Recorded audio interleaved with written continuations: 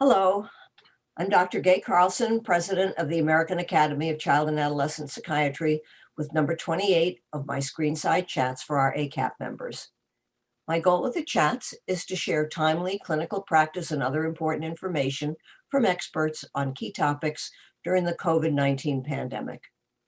Reminiscent of President Roosevelt's fireside chats during the Great Depression and World War II, I have wanted the topics to be informative, relevant, and interesting. Today, we're continuing with the theme of addressing what I've called the other pandemic, the crisis in child mental health and access to care. I'm talking to Dr. Matthew Biel, Professor, Vice Chair, and Chief of the Division of Child and Adolescent Psychiatry at Georgetown University School of Medicine and MedStar Georgetown University Hospital. And he's also President of Clinical Psychiatry and Pediatrics at Georgetown University School of Medicine. Dr. Biel's research and clinical interests are on the impact of adversity and stress on children and families. COVID has certainly given him ample opportunity to address that in real time.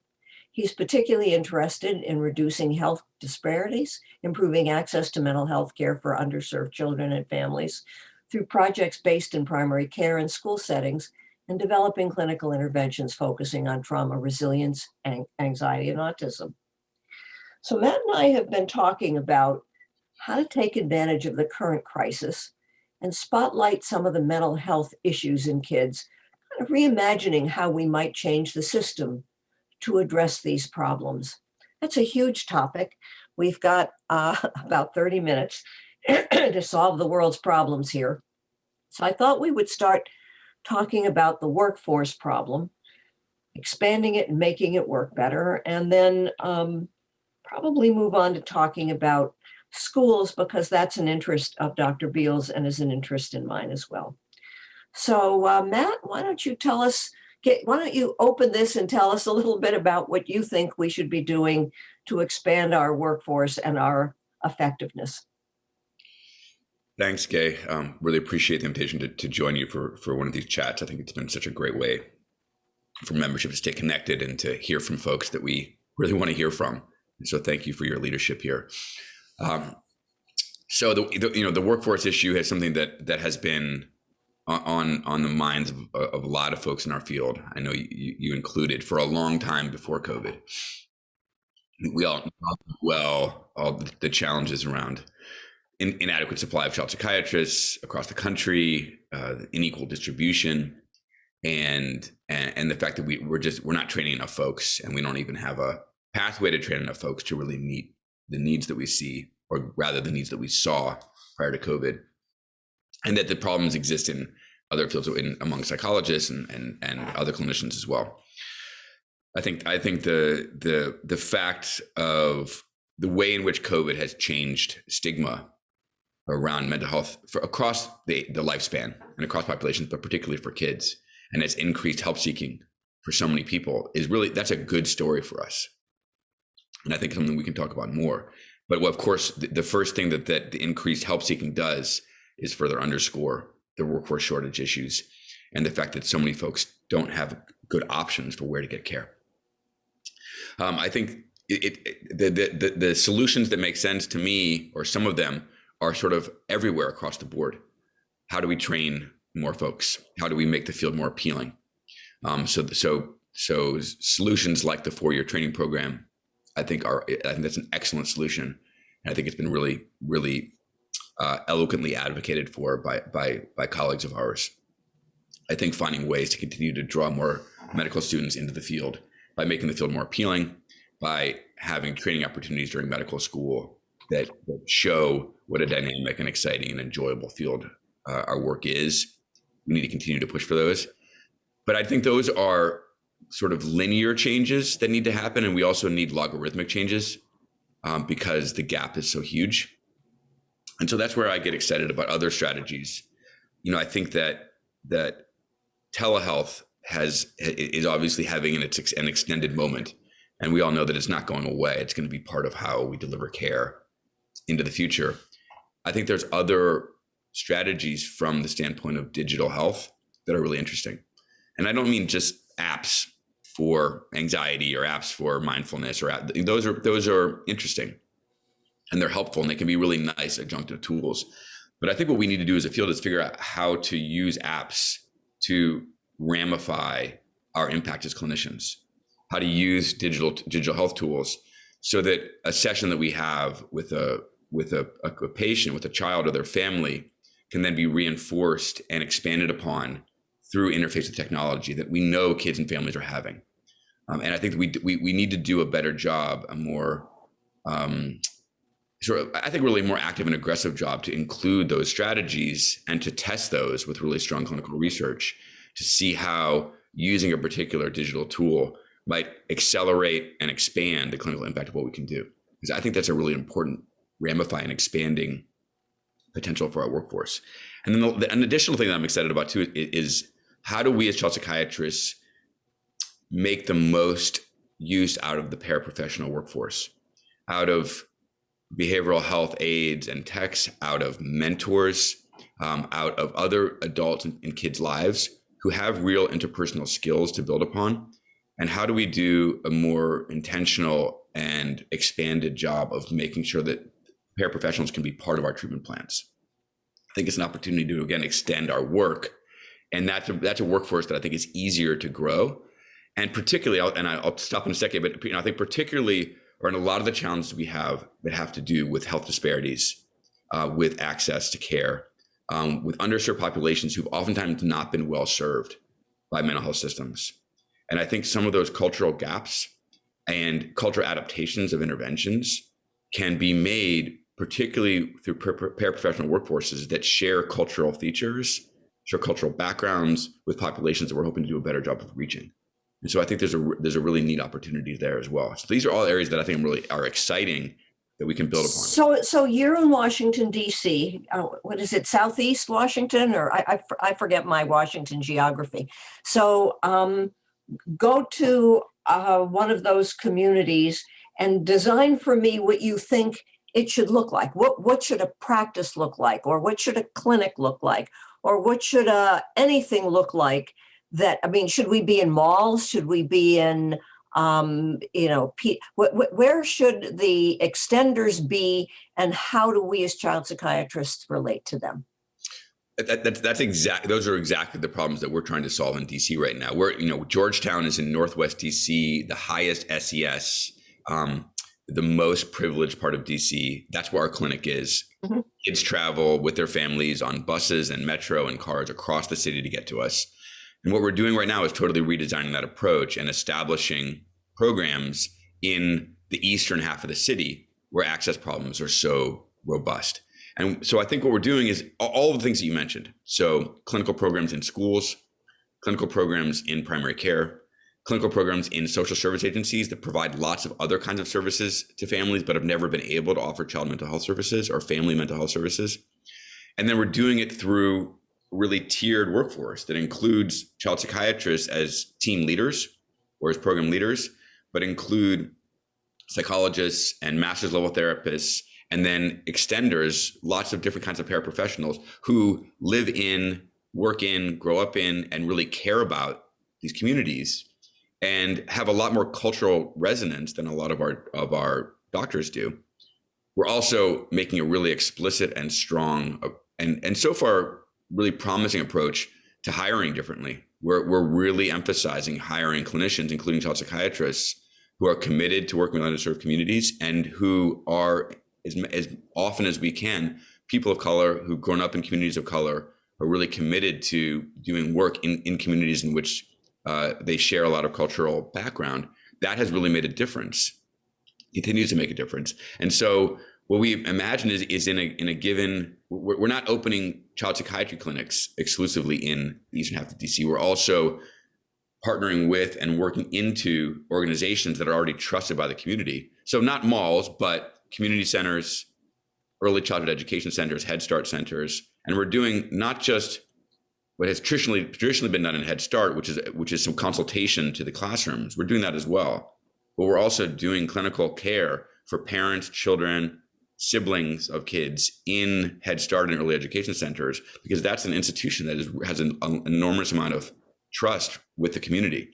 And so it's a way of establishing our bona fides and credibility and also a stance of humility about learning from communities. How can we design our services in a way that they're going to be more relevant and acceptable, rather than just coming in and doing the thing that we always do?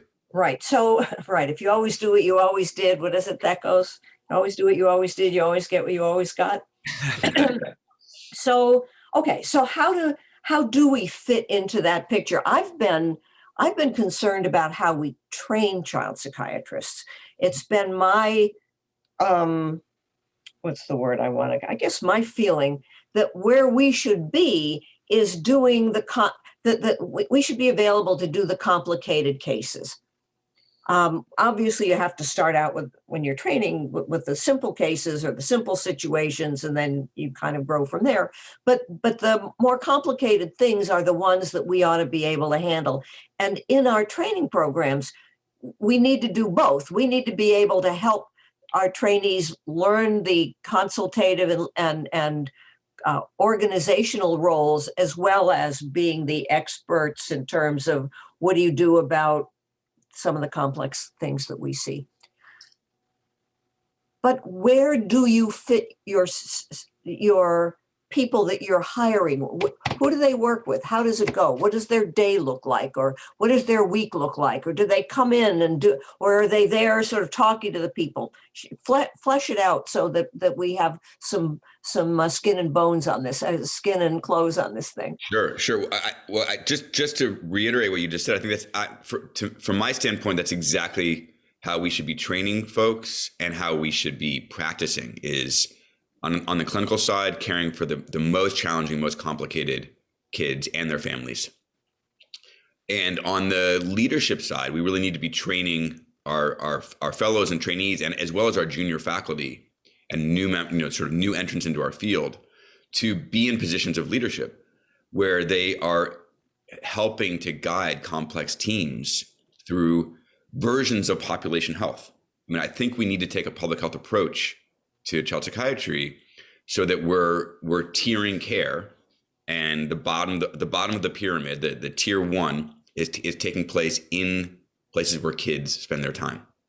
So we spend a lot of time in the schools we work with. I know we'll come back to schools, in training teachers, school administrators, guidance counselors, other school staff, to think about the mental health of their entire student body, of that population. And what are the things that every child can get? What are the universal social, emotional, mental health supports that kids can receive in the context of understanding kids' development? And then moving up that tier, what are group-based interventions or brief interventions that school staff can deliver for kids who may be exhibiting more challenges? And at the very top of the tier, what do clinicians spend their time doing? And that may be in sort of time limited or brief in school, really strong evidence-based practices.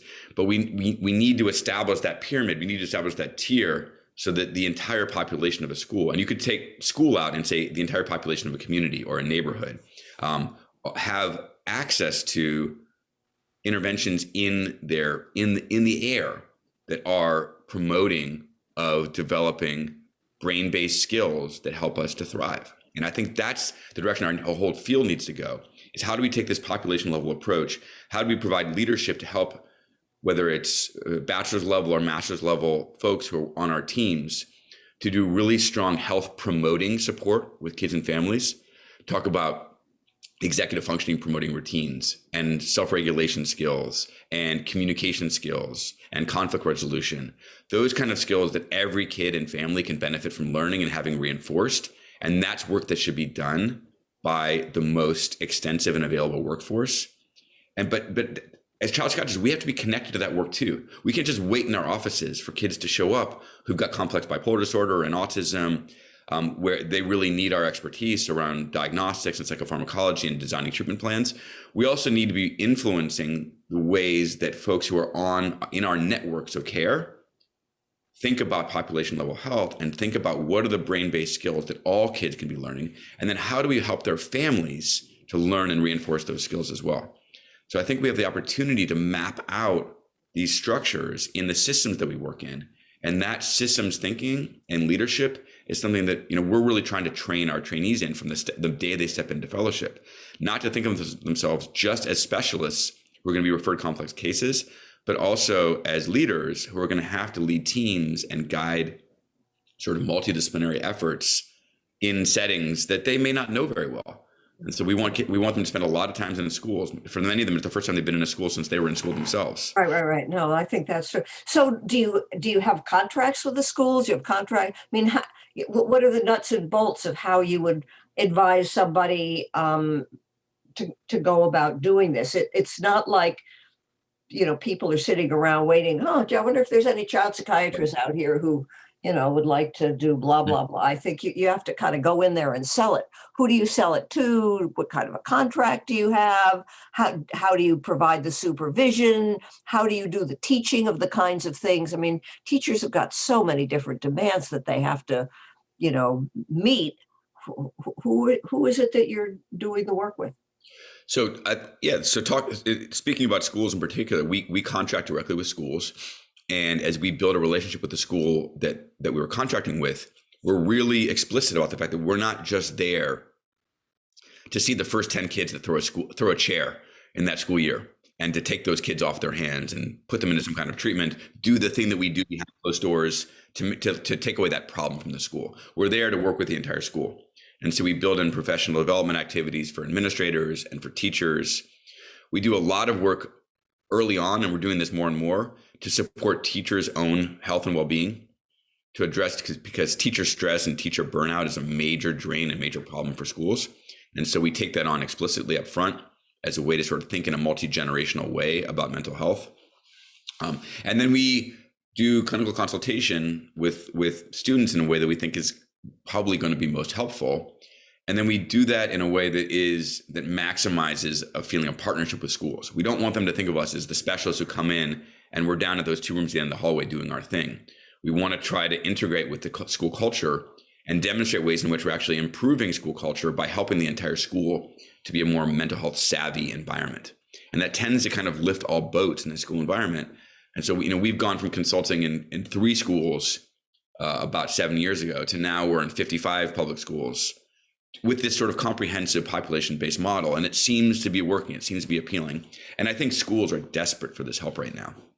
And at least at this particular moment in time, schools have resources to be sort of working on these challenges and are taking serious. I think one of the things that happened during COVID that we saw is that it was a lot of us knew it. You knew it, Gay. I knew it. But all the things that schools do that aren't reading, writing, and arithmetic, the ways that schools support students' nutrition, students' social needs, students' access to social services, and mental health, and how mental health interventions happen more at schools than anywhere else in the country. And I think the rest of the world has woken up to that. And so there's this opportunity now to say, hey, here's how we can help you. That's right. And I do think, I agree with you. I think it's something that we should capitalize on because we realize what happens when you don't have it. I think that's one of the downstream reasons why, or maybe, I don't know, upstream, down. Anyway, one of the distal reasons for why we have some of the pandemic problems, second pandemic problems that we have. Have you had any experience with a good behavior game? I remember learning about that when I was in doing my fellowship at UCLA. And I've encountered it a number of times since then. I know it's got a sort of a newer, more commercialized version because I met the person who developed that. I know they're using it out in at Children's National Medical Center in Ohio State. What's been your experience with it? I think that is such a good down and dirty way of promoting mental health in kids. I mean, it's such a good example of how population level investment early on has downstream effects for decades with an extraordinarily positive return on investment. It costs a little bit of time and a little bit of money.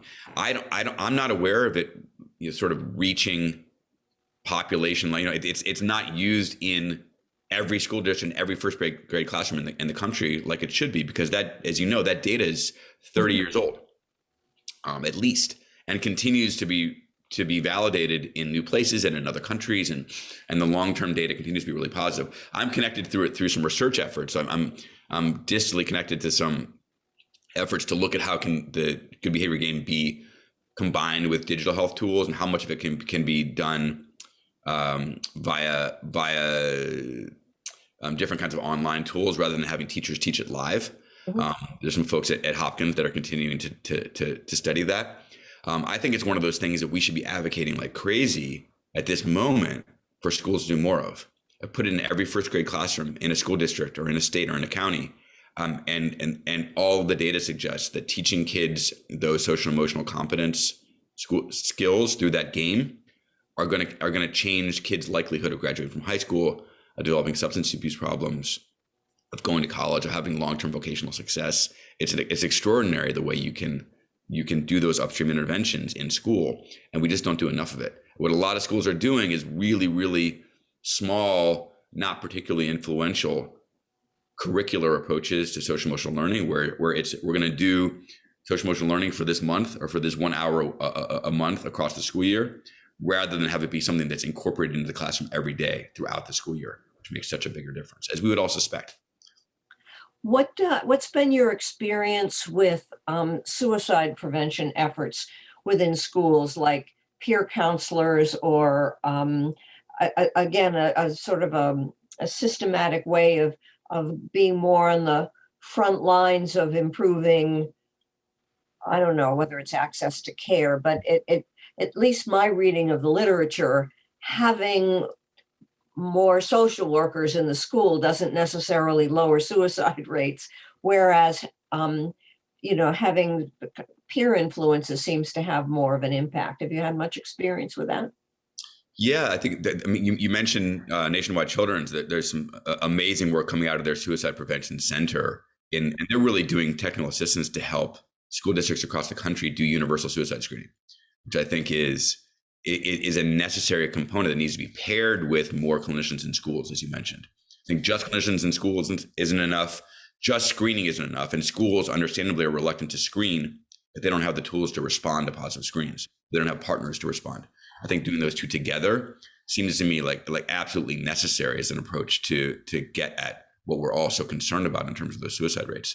And I think some of the interventions, like the SOS intervention, that really is based upon peer networks to identify pockets of risk, but also to ameliorate risk through peer support, to me is an incredibly smart approach. I think you're absolutely right. I see a lot of kids, and we've certainly seen them incrementally now after COVID with school refusal. They, hit middle school or maybe high school, and they stop going to school. And you look back in their records and you say, this isn't a new problem. I mean, maybe the mom is saying, oh, it only started middle school. And then you look back and you see, well, they were absent 20 days in first grade. They were absent 15 days in second grade. They were late 35 days in third grade. Come on, wake up and smell the coffee here, guys. There's something going on that this kid isn't getting to school. I mean, you can understand maybe when the kid is in ninth grade, or dad has a hard time hauling the kid out of bed and put him on the bus. But my goodness, when he's in first grade, there ought to, I think the parent's responsible for getting the kid to school on time. To me, that's one of the things that is also begging for a simple intervention, is having some kind of computerized something or another that hits your screen, that if this child has had absences like that for 3 years in a row, he automatically or she automatically gets a harder look about what's going on to make to understand why the kid isn't getting to school. So one of the things that I'm interested in is using data that's already collected in a way that is useful. And the other thing is to sort of have screening tools as part of the process of healthcare delivery. So I'm looking at our emergency room data because I'm interested in whether things really have gotten worse in emergency rooms in our location. Mm-hmm. And that's such a place begging for using the electronic medical record in an important way. I mean, instead of burning people out, which gets us back to the workforce issues, we not only don't get enough people in, we're burning people out. And part of the reason for that is the amount of time we spend doing not productive things, and that we could be doing, giving us productive information. And that is just collecting simple, accurate clinical information that could be used to guide our treatment. I think I couldn't agree with you more. And it's also, I think it's an exemplar of a few things. One is these barriers between sharing data across health and school, which were created ostensibly to protect people's privacy, but really mostly serve to block collaboration and block us being able to think in a unified way about kids' lives. Two, school attendance is such a great example, not just as a forerunner of school refusal, but as a forerunner of all kinds of other things. I mean, kids who I was talking to Josh Sharfstein about this. He was talking about early childhood and attendance in pre-K and kindergarten. Kids who are missing a lot of school at those early ages, that is a forerunner of so many problems down the road. It could be a predictor of anxiety related to school refusal, predictor of general overwhelm and chaos and difficulty in the home, predictor of learning problems, of self-control and self-regulation problems in the child. But we don't respond to it. We don't have the mechanisms or the urgency to respond to those signals, like you're saying. And it's such an opportunity for us to do a better job with data on a population level. So I think I couldn't agree with you more about that. And we need the mechanisms, whether it's in primary care through screening through schools, and then data sharing across schools and health. So you can say, folks, there's a flashing yellow light here, rather than wait for it to turn red. We do something here, probably in school, that will support that child and family to address where the challenge is. And it just could be big buckets of challenges. Is this an anxiety problem? Is this an overwhelmed family that needs more support? Is this a self-regulation problem? And then we can start to develop some strategies that make sense for that kid before they're really in crisis. Okay, well, now that we've solved the world's problems, I think we could talk about this for a long time, but I think we need to wrap it up. I'm really impressed with what you're doing in Washington. I hope you'll be able to give us more, well, maybe we can find a way to promote that to the larger AACAP membership to give us a good script, or give people in other departments a good script of how they can work better with the community. So I really appreciate your time this morning, and I thank you very much.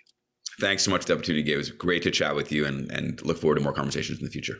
Okay, so thank you all for your attention this morning. We've just begun to scratch the surface of a really important topic, and we will continue in future Screenside chats to flesh this out even more. Thank you all very much for tuning in. This is Gay Carlson for AACAP's Screenside Chats. AACAP provides Screenside Chats as a member in public service, but it is neither a legal interpretation nor a statement of AACAP policy. Reference to any specific product or entity does not constitute an endorsement or recommendation by AACAP. The views expressed by guests are their own, and their participation in Screenside Chats does not imply an endorsement of them or any entity they represent. Views and opinions expressed by guests are their own and do not necessarily reflect the views of AACAP or any of its officials.